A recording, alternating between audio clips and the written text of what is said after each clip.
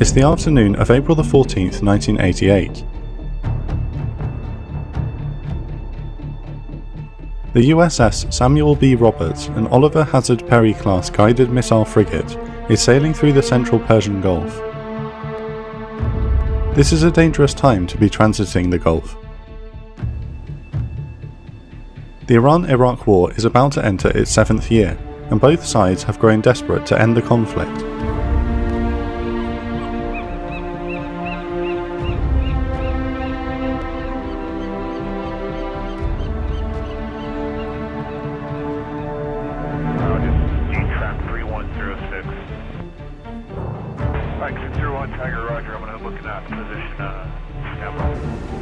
The frigate is transiting the Persian Gulf when lookouts spot objects floating in the water.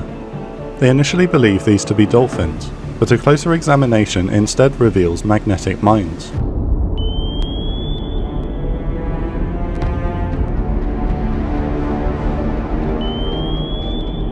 Commander Paul Rinn is alerted and orders the Roberts to slowly reverse out of the minefield at minimum speed. After 10 minutes of backing up, the ship's luck runs out.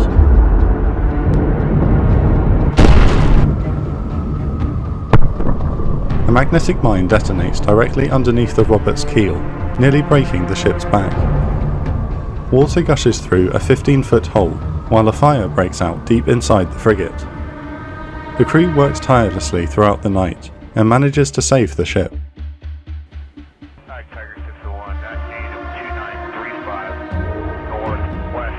The United States has previously caught Iranian ships laying mines in the Persian Gulf and warned Ayatollah Khomeini's government that any further attempts to disrupt shipping will result in military action.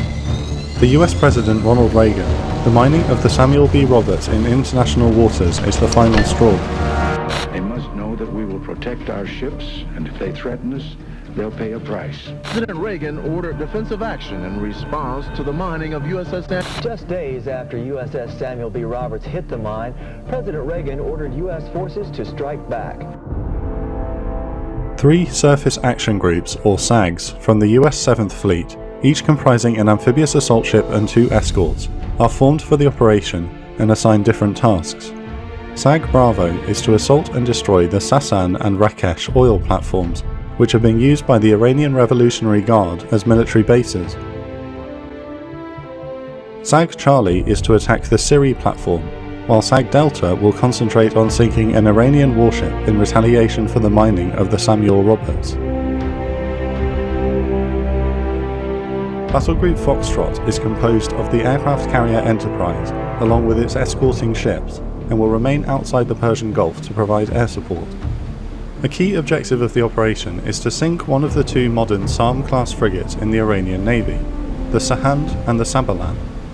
These warships have been wreaking havoc on shipping in the Persian Gulf, often attacking neutral ships after they have already surrendered. Both frigates are considered priority targets for any naval forces in the area. At 7 AM on April the 18th, carrier USS Enterprise launches A-6 Intruder aircraft and F-14 Tomcat fighters. Their mission will be to search out the Iranian vessels. At the same time, SAG Bravo arrives at the Sassan oil platform, which also serves as a surveillance outpost for the Iranian Revolutionary Guard. SAG Bravo is comprised of 2 destroyers, the USS Merrill and the USS Lynd McCormick, in addition to the amphibious transport USS Trenton. Captain James Perkins on board the Merrill orders a warning to be sent to the platform. Evacuate the platform immediately. I repeat, evacuate immediately.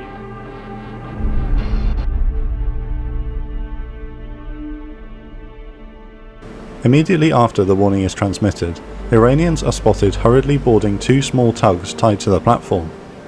After a few minutes, the tugs race away from the facility. As a show of good faith, Captain Perkins extends the deadline to 20 minutes for the remaining Iranians to evacuate.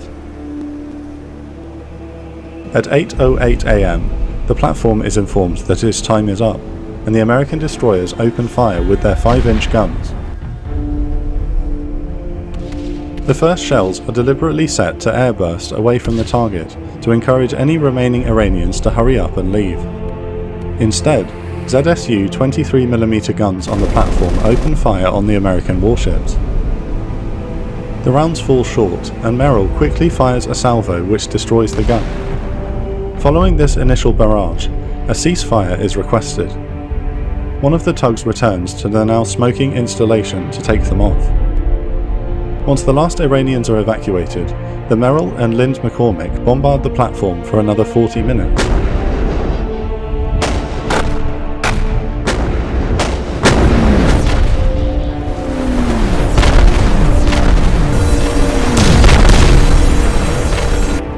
At 9 AM, 2 Cobra gunships arrive to join the fray. Be aware that on platform 3, the building is experiencing secondaries at this time. Clear, Gold, the Eagle, the ball game is yours. I'm on target.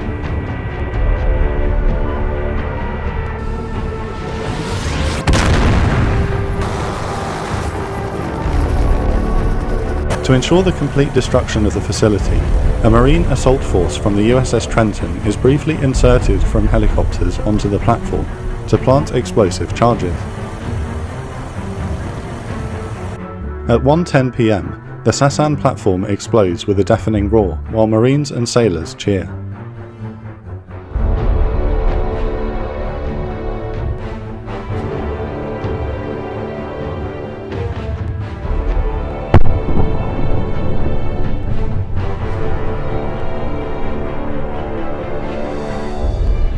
SAG Charlie had arrived at the Sirri platform at the same time as Bravo and has transmitted a similar warning to the Iranian installation.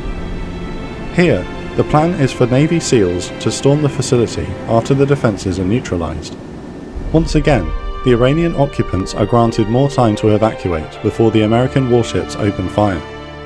25 minutes after their arrival, the platform's tug pulls away and the initial bombardment begins.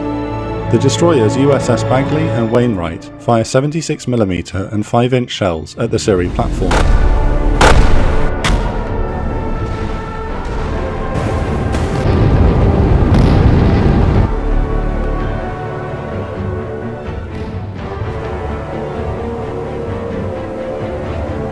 Much like at the Sassan facility, the remaining Revolutionary Guards return fire with 20mm anti-aircraft guns, but their rounds fall well short. Cobra gunships are sent in to clear the